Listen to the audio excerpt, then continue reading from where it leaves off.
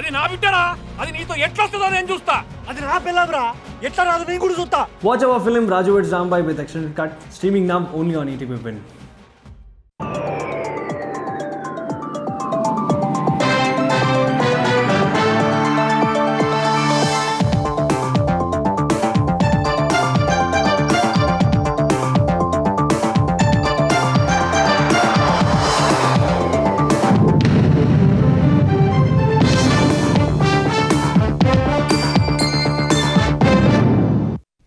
నమస్కారం, ఈటీవీ న్యూస్కు స్వాగతం. ముఖ్యాంశాలు. 2025లో భారత్ గర్వించదగ్గ మైలురాళ్లు సాధించిందన్న ప్రధాని. ఆపరేషన్ సింధూర్ దేశ పరాక్రమాన్ని ప్రపంచానికి చాటిందని స్పష్టీకరణ. నరసాపురం లేస్ క్రాఫ్ట్పై ప్రధాని ప్రశంస. ఏపీ సర్కార్ కొత్త హంగులు జోడిస్తోందన్న మోదీ. 1,00,000 మంది మహిళలు ఉపాధి పొందుతున్నట్లు వెల్లడి. అయోధ్య రాముడిని దర్శించుకున్న చంద్రబాబు. నిర్మాణ కౌశలంపై ప్రశంసలు. సాంకేతికత, విజ్ఞానానికి ఆధ్యాత్మికతను జోడించాలని సూచన. రేపటి నుంచే తెలంగాణ అసెంబ్లీ సమావేశాలు. 20 రోజులు నిర్వహించాలన్న బీజేపీ. ప్రజా సమస్యలపై చర్చించాలని బీఆర్ఎస్ డిమాండ్. జీహెచ్ఎంసీ విస్తరణకు అనుగుణంగా పోలీస్ కమిషనరేట్ల పునర్వ్యవస్థీకరణ. 12 జోన్లు ఏర్పాటుకు యోచన. కొత్త ప్రతిపాదనలపై సర్కార్ కసరత్తు. రాజకీయాల కోసం సినిమాలకు నటుడు విజయ్ స్వస్తి. అభిమానుల సమక్షంలో ప్రకటన. మద్దతిచ్చిన వారందరికీ అండగా ఉంటానని హామీ. జలాంతర్గామి ఐఎన్ఎస్ వాగిషీర్లో రాష్ట్రపతి ప్రయాణం. కర్ణాటకలోని కార్వార్ నావల్ బేస్ నుంచి ముర్ము విహారం.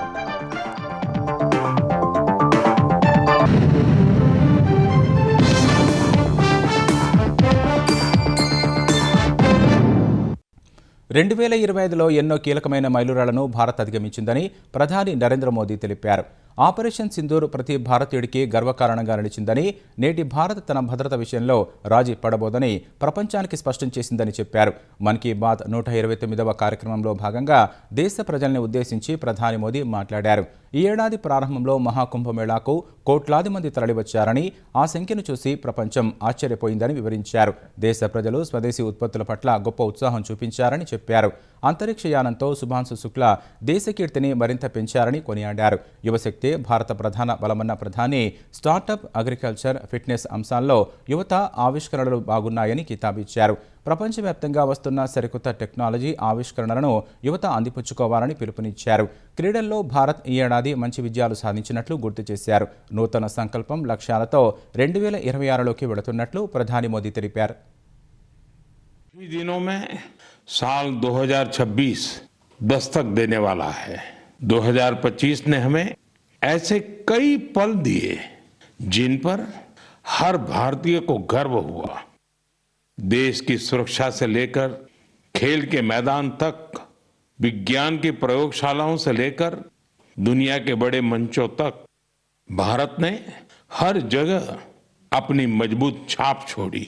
इस साल ऑपरेशन सिंदूर हर भारतीय के लिए गर्व का प्रतीक बन गया. दुनिया ने साफ देखा, आज का भारत अपनी सुरक्षा से कोई समझौता नहीं करता. ఆంధ్రప్రదేశ్లోని నరసాపురంలో ప్రాచుర్యం పొందిన లేస్ క్రాఫ్ట్ గురించి మన్ కీ బాత్లో ప్రధాని నరేంద్ర మోదీ ప్రస్తావించారు. తరతరాల నుంచి మహిళలే ఈ అరుదైన లేస్ క్రాఫ్ట్ని కాపాడుతూ వస్తున్నారని, ఇప్పుడు కొత్త హంగులను చేర్చి ముందుకు తీసుకెళ్తున్నారని తెలిపారు. ఆంధ్రప్రదేశ్ ప్రభుత్వం నాబార్డుతో కలిసి కళాకారులకు కొత్త డిజైన్లు, నైపుణ్యాలు నేర్పిస్తోందని ప్రధాని వివరించారు. 250కి పైగా గ్రామాల్లో 1,00,000 మందికి పైగా మహిళలు లేసుల తయారీతో ఉపాధి పొందుతున్నారని వెల్లడించారు. నరసాపురం లేస్ క్రాఫ్ట్ మహిళా సాధికారతకు చిహ్నంగా ఉందని ప్రధాని మోదీ కొనియాడారు. आंध्र प्रदेश के नारसापुरम जिले की लेस क्राफ्ट की चर्चा अब पूरे देश में बढ़ रही है. ये लेस क्राफ्ट कई पीढ़ियों से महिलाओं के हाथों में रही है. आंध्र प्रदेश सरकार और नाबार्ड मिलकर कारीगरों को नए डिजाइन सिखा रहे हैं, बेहतर स्किल ट्रेनिंग दे रहे हैं और नए बाजार से जोड़ रहे हैं. नारसापुरम लेस को जीआई टैग भी मिला है. आज इससे 500 से ज्यादा प्रोडक्ट्स बन रहे हैं और 250 से ज्यादा गांवों में करीब करीब 1 लाख महिलाओं को इससे काम मिल रहा है। ముఖ్యమంత్రి చంద్రబాబు అయోధ్య రామాలయంలో బాలరాముడిని దర్శించుకొని ప్రత్యేక పూజలు నిర్వహించారు. అయోధ్య చేరుకున్న చంద్రబాబుకు యూపీ అయోధ్య దేవాలయ అధికారులు ఘన స్వాగతం పలికారు. స్వామివారి దర్శనం అనంతరం ఆలయ నిర్మాణ విశేషాలను నిర్వాహకులు చంద్రబాబుకు వివరించారు. రామజన్మభూమిలో శ్రీరాముడి దర్శనం చేసుకుని ప్రత్యేక పూజలు చేసే భాగ్యం కలిగిందని సీఎం చంద్రబాబు సంతోషం వ్యక్తం చేశారు. శ్రీరాముడిని విలువలు ఆదర్శాలు కాలాతీతమైనవని, అవి అందరికీ శాశ్వతమైన పాఠాలని చెప్పారు.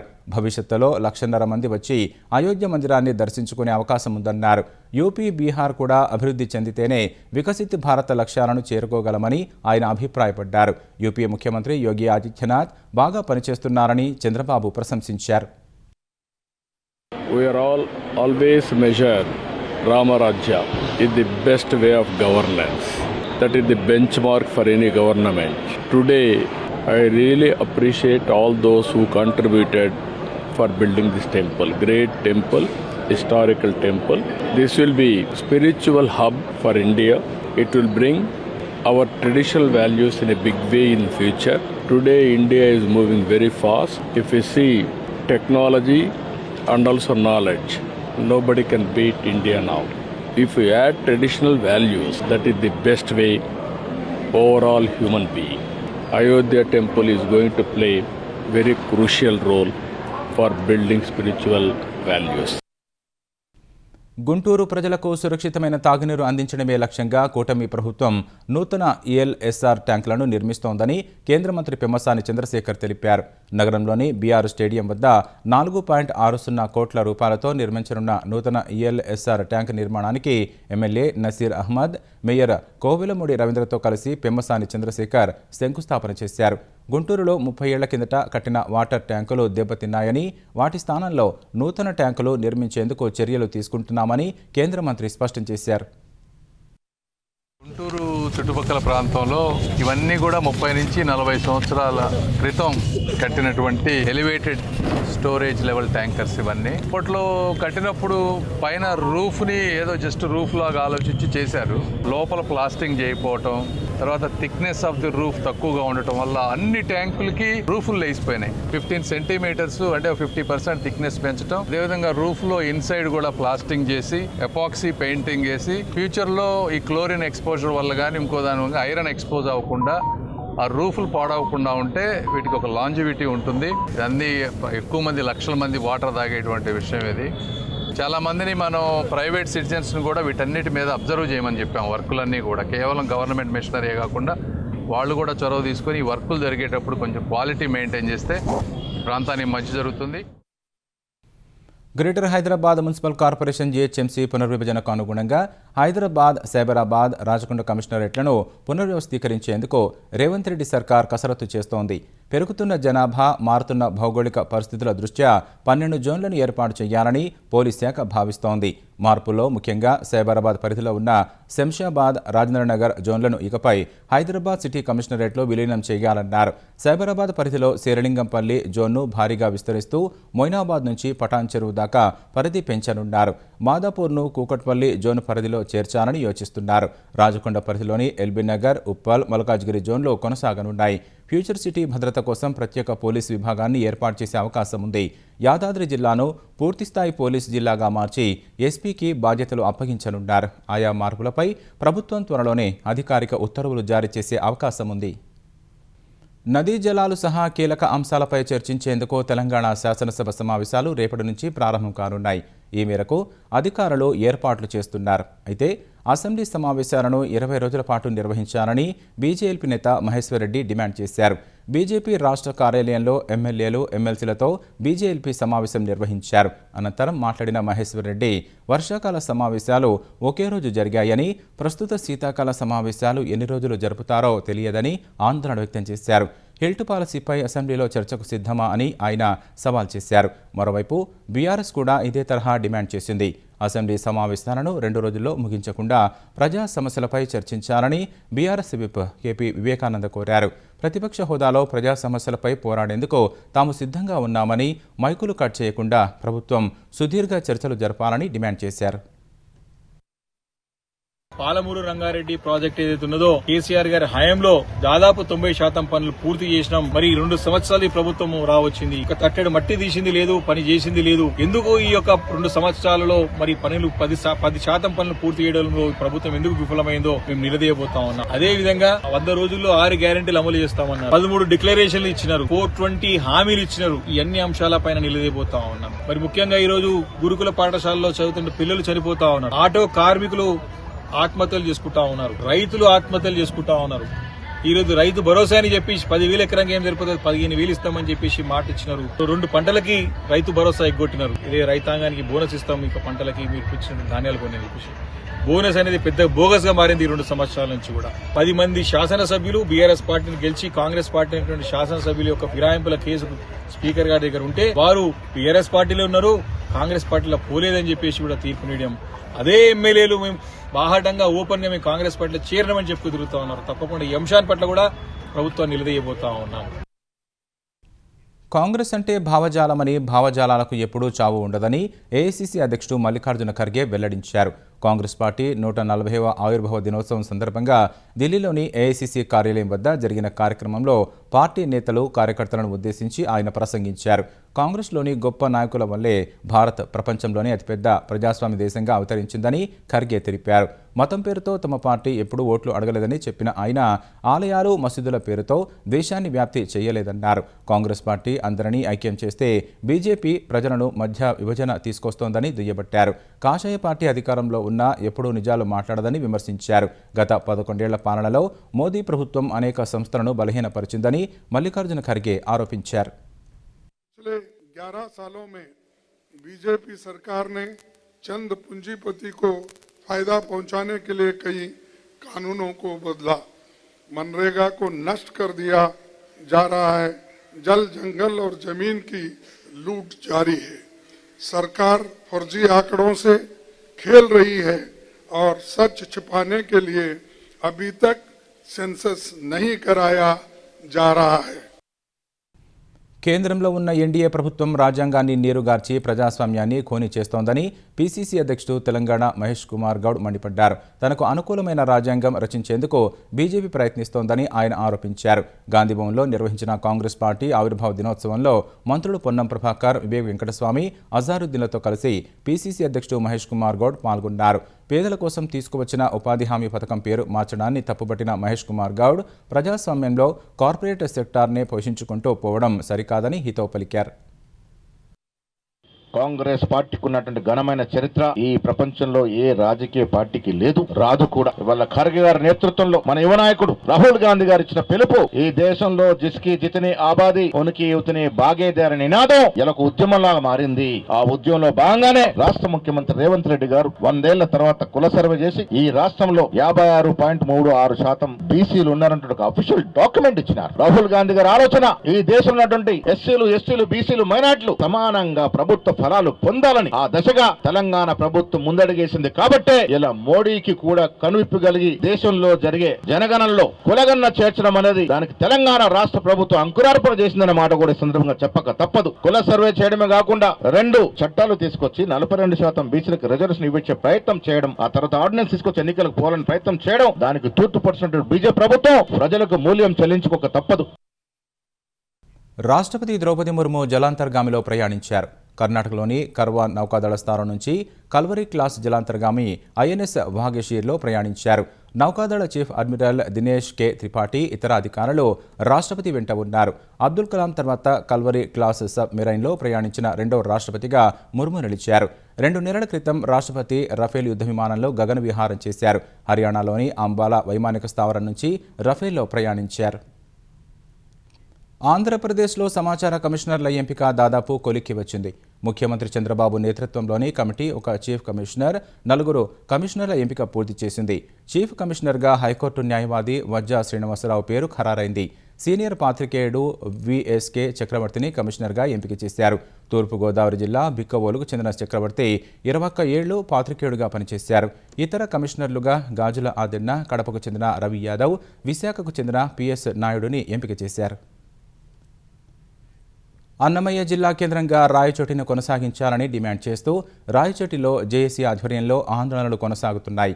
రాయచోటిలోని నేతాజీ కూడలిలో కర్నూలు చిత్తూరు జాతీయ రహదారిపై బైఠాయించి నిరసనకారులు ధర్నా చేశారు. అనంతరం మానవహారంగా ఏర్పడి రాయచోటిని జిల్లా కేంద్రంగా కొనసాగించాలి, మదనపల్లె వద్దు రాయచోటి ముద్దు అంటూ నినాదాలు చేశారు. అన్ని రాజకీయ పార్టీల నాయకులు, వ్యాపార విద్యా సంస్థల సంఘాలు, యువత రోడ్లపైకి వచ్చి ఆందోళనలో పాల్గొన్నారు. వ్యాపారులు స్వచ్ఛందంగా దుకాణాలు మూసివేసి బంద్ పాటించారు. రాయచోటి అభివృద్ధి చెందుతున్న వేళ జిల్లా కేంద్రంగా తొలగించి మరో ప్రాంతానికి తరలించేందుకు ప్రయత్నించడం ఈ ప్రాంత ప్రజల మనోభావాలను దెబ్బతీస్తోందని ఆందోళనకారులు ఆవేదన వ్యక్తం చేశారు. హైదరాబాద్ ప్రజల దాహార్తిని తీర్చేలా కృష్ణా గోదావరి జలాలు తరలించడంలో పీజీఆర్ కృషి ఎనలేనిదని తెలంగాణ రవాణా శాఖ మంత్రి పొన్నం ప్రభాకర్ గౌడ్ అన్నారు. ఖైరతాబాద్ చౌరస్తాలో కాంగ్రెస్ సీనియర్ నేత పి జనార్దన్ రెడ్డి 18వ వర్ధంతి సందర్భంగా పీజీఆర్ విగ్రహానికి పీసీసీ చీఫ్ మహేష్ కుమార్ గౌడ్, మంత్రులు పొన్నం ప్రభాకర్, వివేక్ వెంకటస్వామి, అజహరుద్దీన్ సహా పలువురు పార్టీ నాయకులు, కార్యకర్తలు నివాళులు అర్పించారు. ఈ సందర్భంగా మాట్లాడిన పొన్నం పోతిరెడ్డిపాడు దోపిడీని తెలంగాణ ఉద్యమకారుడిగా పీజీఆర్ వ్యతిరేకించారని చెప్పారు. అనేక బస్తీలు ఏర్పాటు చేయడంలో పీజీఆర్ పాత్ర మరువలేనిదన్నారు. ఆ రోజు పీజీఆర్ గారు చేసినటువంటి నీటి పోరాటం ఫలితమే ఈరోజు హైదరాబాద్ ప్రజలు సురక్షితంగా మంచినీరు తాగలుగుతున్నారు. పీజీఆర్ గారు కాంగ్రెస్ వ్యవస్థాపక దినోత్సవం రోజు వారి తుది శ్వాస విడిచినారు. వారికి కాంగ్రెస్ పార్టీ కార్యకర్తగా, కార్మిక నాయకుడిగా, మేము విద్యార్థి సంఘ మహేష్ కుమార్ గౌడ్ రాష్ట్ర ఎన్ఎస్సీ అధ్యక్షుడు, మేము జిల్లా ఎన్ఎస్సీ అధ్యక్షుడు ఉన్నప్పటి నుంచి కూడా అనేక సందర్భాల్లో విద్యార్థి సంఘ రాజకీయాలకు కూడా వారు స్ఫూర్తి తీసుకునే వాళ్ళం. ఈ సందర్భంగా మొన్నటి జూబ్లీహిల్స్ ఎన్నికల్లో కూడా గుడిసెలకు సంబంధించి కాకా వెంకటస్వామి గారిని జ్ఞాపకం చేస్తే అనేకమైనటువంటి స్లమ్స్ ఏర్పాటు చేసే విషయం లోపల పీజీఆర్ గారు జ్ఞాపకం చేస్తారు. వారు అటువంటి ఒక కష్టజీవి, కార్మిక జీవికి ఈ సందర్భంగా శ్రద్ధాంజలి ఘటిస్తా ఉన్నాం. రాజకీయాలకు అతీతంగా పీజీఆర్ ఆశయాలు కొనసాగించాల్సిన అవసరం ఉందని బీఆర్ఎస్ కార్యనిర్వాహక అధ్యక్షుడు కేటీఆర్ వ్యాఖ్యానించారు. పి జనార్దన్ రెడ్డి 18వ వర్ధంతి సందర్భంగా ఖైరతాబాద్లో ఆయన విగ్రహానికి పూలమాల వేశారు. జూబ్లీహిల్స్ మాజీ ఎమ్మెల్యే పీజీఆర్ కుమారుడైన విష్ణువర్ధన్ రెడ్డితో కలిసి కేటీఆర్ నివాళులర్పించారు. హైదరాబాద్లో పేదలు, బడుగు వర్గాల సంక్షేమం కోసం పీజీఆర్ చేసిన కృషి ప్రజల మనసుల్లో చిరస్థాయిగా నిలిచిపోతుందని కేటీఆర్ వ్యాఖ్యానించారు. 50 సంవత్సరాల రాజకీయంలో చిరస్మరణీయమైన తనదైన ముద్ర వేసుకున్న మహానాయకుడు, మాస్ నాయకుడు పి జనార్దన్ రెడ్డి గారు. కృష్ణా జలాల్లో హైదరాబాద్ మహానగరానికి మంచినీరు అందించాలి అనే స్లోగన్ తో ఆనాడు కాంగ్రెస్ ప్రభుత్వంలో ఉన్న కాంగ్రెస్ ప్రభుత్వాన్ని కూడా మరి ప్రజల తరపున నిలదీసిన నాయకుడు పీజీఆర్ గారు. తెలంగాణకు ఇవాళ రాష్ట్రం వచ్చిన తర్వాత కేసీఆర్ గారి నాయకత్వంలో జరిగిన అభివృద్ధి, సంక్షేమం ఇవన్నీ కూడా పీజీఆర్ గారు కనుక మన మధ్యన ఉండింటే నిజంగా ఆయన గుండె కూడా ఆనందంతో పులకించిపోయి ఉంటుందని నేనైతే అనుకుంటా ఉన్నాను. ఇవాళ ఆయన వారసత్వాన్ని, ఆయన ఆశయాలను మా తమ్ముడు మాజీ శాసనసభ్యుడు, ఆయన సుపుత్రుడు విష్ణువర్ధన్ రెడ్డి గారు ఒకవైపు పెద్దమ్మ దేవాలయాన్ని నిష్టగా మరి సాంప్రదాయ పద్ధతుల్లో భక్తుల మనోభావాలకు అనుగుణంగా ముందుకు తీసుకుపోవడంతో పాటుగా హైదరాబాద్ మహానగర అభివృద్ధిలో తనదైన పాత్ర పోషిస్తూ మరి వాళ్ళ కేసీఆర్ గారి నాయకత్వంలో విష్ణువర్ధన్ రెడ్డి గారు పీజీఆర్ గారి ఆశయాలను ముందుకు తీసుకొని పోతా ఉన్నారు. సంగారెడ్డి జిల్లా పాసమైలారంలోని సిగాచి పరిశ్రమ సీఈఓ అమిత్ రాజ్ సిన్హాను పోలీసులు అరెస్టు చేసి రిమాండ్కు తరలించారు. జూన్ 30న పరిశ్రమలో భారీ పేలుడుతో సంభవించిన అగ్ని ప్రమాదంలో 54 మంది కార్మికులు మృతి చెందారు. వారిలో 8 మందికి సంబంధించిన మృతదేహాల నమూనాలు కూడా దొరకలేదు. 2-3 రోజుల పాటు సహాయక చర్యలు సాగాయి. బీడీఎల్ భానూరు పోలీస్ స్టేషన్లో పరిశ్రమ యాజమాన్యంపై కేసు నమోదు చేశారు. ఈ కేసులో పటాన్చెరు డీఎస్పీ ప్రభాకర్ 237 మందిని విచారించారు. శనివారం రాత్రి సిగాచి పరిశ్రమ సీఈఓ అమిత్ రాజ్ సిన్హాను అరెస్టు చేసి రిమాండ్కు తరలించారు. సంగారెడ్డి జిల్లా నారాయణఖేడ్లోని కల్వర్టు నిర్మాణం కోసం తవ్విన గుంత 3 యువకులను బలి తీసుకుంది. నిజాంపేట్ బీదర్ జాతీయ రహదారిపై కొత్తగా నిర్మిస్తున్న రహదారిపై కల్వర్టు కోసం తవ్విన గుంతలో ద్విచక్ర వాహనంపై వెడుతున్న యువకులు ప్రమాదవశాత్తు పడి దుర్మరణం పాలయ్యారు. నారాయణఖేడ్ మండలం నర్సాపూర్కు చెందిన ఔటి నరసింహులు, జిన్న మల్లేష్, జిన్న మహేష్ మృతి చెందినట్లు పోలీసులు గుర్తించారు. మృతదేహాలను పోస్టుమార్టం నిమిత్తం నారాయణఖేడ్ ప్రభుత్వ ఆసుపత్రికి తరలించారు. ఒకే గ్రామానికి చెందిన 3 యువకులు మృతి చెందడంతో ఆ గ్రామంలో విషాద ఛాయలు అలుముకున్నాయి. తైవాన్ను మరోసారి భారీ భూకంపం వణికించింది. రాత్రివేళ రాజధాని తైపీ సహా పలు ప్రాంతాల్లో పెద్ద ఎత్తున భూప్రకంపనలు సంభవించాయి. రిక్టర్ స్కేల్పై వీటి తీవ్రత 6.6గా నమోదైనట్లు యుఎస్ జియోలాజికల్ సర్వే తెలిపింది. భూకంపం కారణంగా భవనాలు బలంగా ఉగిపోవడంతో ప్రజలు భయాందోళనకు గురయ్యారు. ప్రాణభయంతో వీధుల్లోకి పరుగులు తీశారు. కొన్ని చోట్ల ఇళ్లు, దుకాణాల్లోని వస్తువులు కింద పడ్డాయి. తీర ప్రాంత పట్టణమైన ఇలాన్కు 32 కిలోమీటర్ల దూరంలో 70 కిలోమీటర్ల లోతులో భూకంప కేంద్రం ఉన్నట్లు అధికారులు గుర్తించారు. మరోసారి భూప్రకంపనలు వచ్చే అవకాశం ఉందని పేర్కొన్నారు. ఎత్తైన భవనాల్లో ఉన్న ప్రజలు అప్రమత్తంగా ఉండాలని తైవాన్ అధ్యక్షుడు విలియం లై చింగితే సూచించారు. సురక్షిత ప్రాంతాలకు వెళ్లాలని చెప్పారు.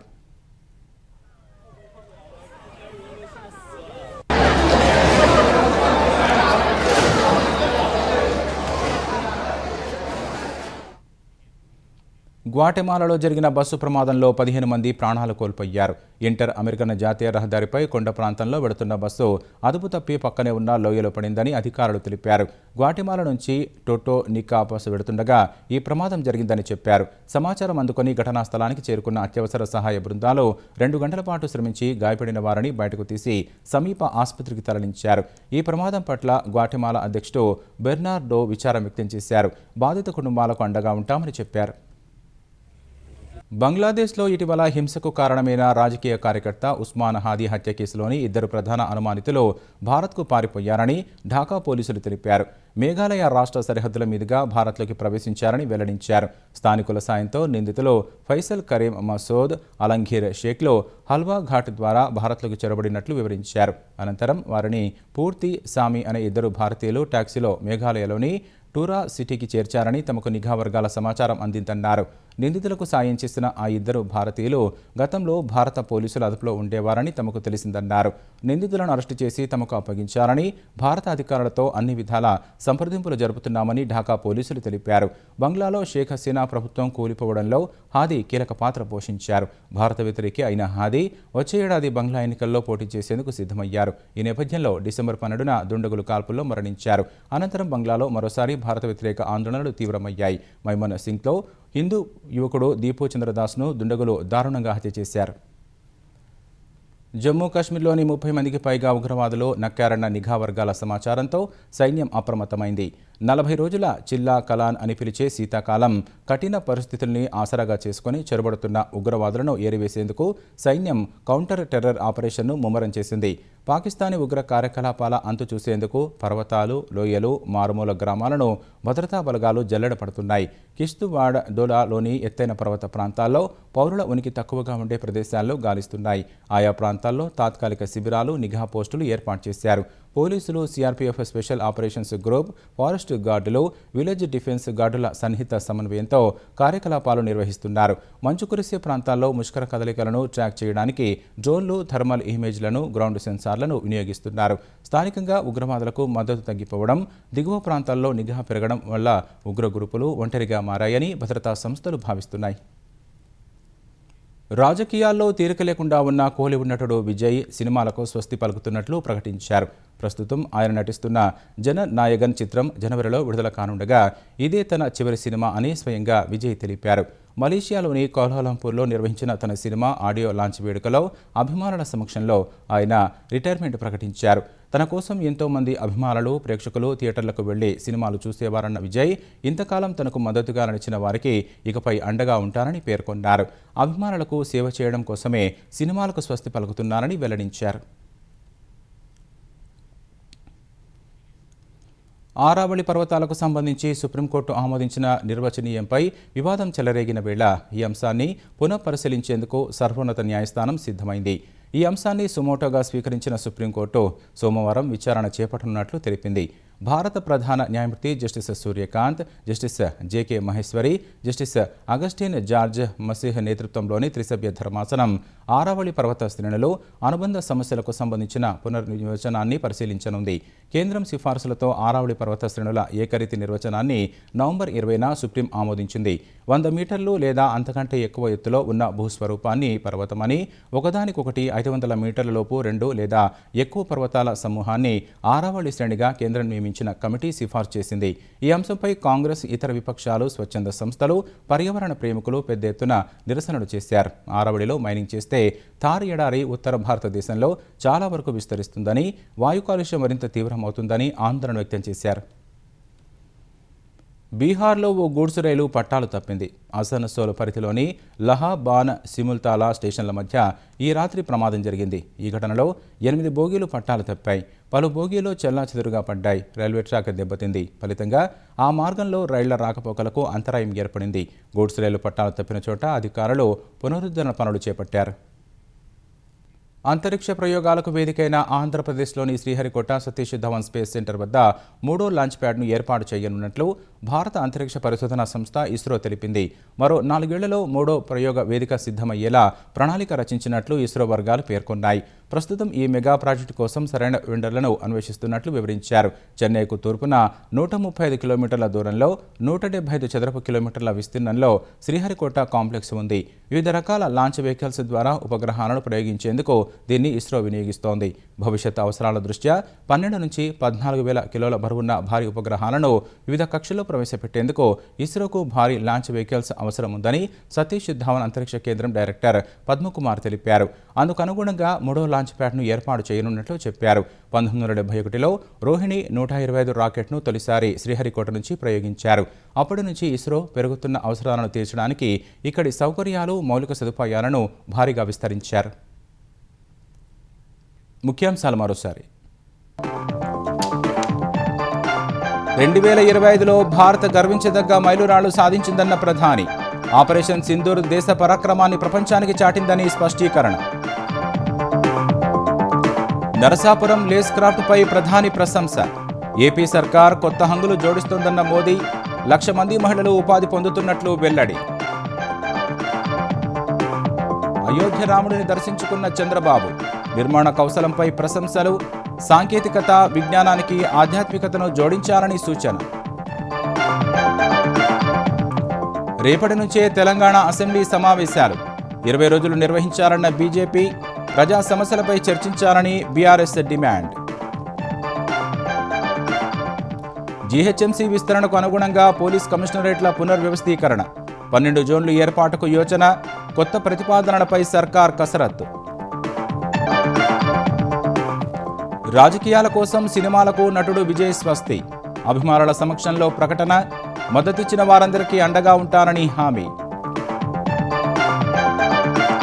జలాంతర్గామి ఐఎన్ఎస్ వాగ్షీర్లో రాష్ట్రపతి ప్రయాణం. కర్ణాటకలోని కార్వార్ నావల్ బేస్ నుంచి ముర్ము విహారం.